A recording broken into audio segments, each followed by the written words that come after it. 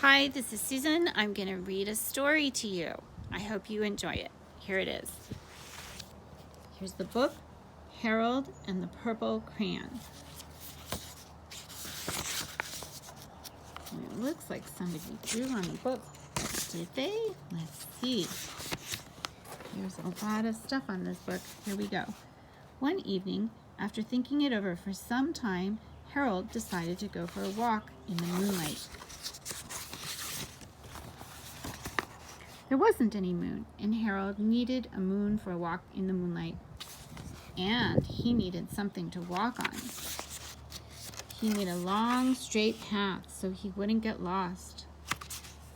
And he set off on his walk, taking his big purple crayon with him. But he didn't seem to be getting anywhere on the long, straight path. So he left the path for a shortcut across a field, and the moon went with him. The shortcut led right to where Harold thought a forest ought to be. He didn't want to get lost in the woods, so he made a very small forest with just one tree in it. It turned out to be an apple tree. The apples would be very tasty, Harold thought, when they got red. So he put a frightening dragon under the tree to guard the apples. It was a terribly frightening dragon. It even frightened Harold. He backed away. His hand holding the purple crayon shook. Suddenly, he realized what was happening, but by then, Harold was over his head in an ocean. He came up thinking fast, and in no time he was climbing aboard a trim little boat. He quickly set sail, and the moon sailed along with him. After he had sailed long enough, Harold made land without much trouble.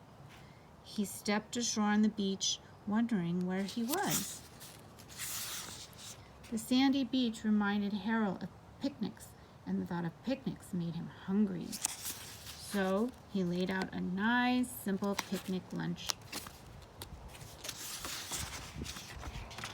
There was nothing but pie, but there were all 9 kinds of pie that Harold liked best. When Harold finished his picnic, there was quite a lot left. He hated to see so much delicious pie go to waste.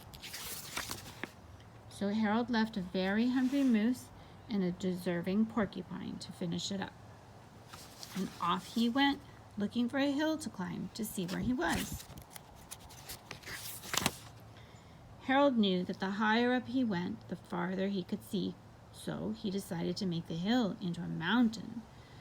If he went high enough, he thought, he could see the window of his bedroom. He was tired, and he felt he ought to be getting to bed. He hoped he could see his bedroom window from the top of the mountain. But as he looked down from the other side, he slipped, and there wasn't any other side of the mountain. He was falling in thin air. But luckily, he kept his wits and his purple crayon. He made a balloon and he grabbed onto it. And he made a basket under the balloon big enough to stand in. He had a fine view from the balloon, but he couldn't see his window. He couldn't even see a house.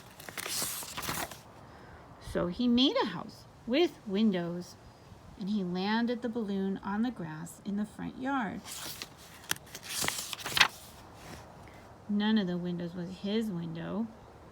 He tried to think where his window ought to be. He made some more windows. He made a big building full of windows. He made lots of buildings full of windows. He made a whole city full of windows.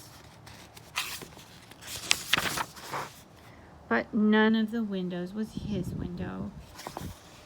He couldn't think where it might be. He decided to ask a policeman. The policeman pointed the way Harold was going anyway, but Harold thanked him. And he walked along with the moon, wishing he was in his room and in bed. Then suddenly, Harold remembered. He remembered where his bedroom window was when there was a moon. It was always right around the moon. And then Harold made his bed. He got in it and he drew up the covers.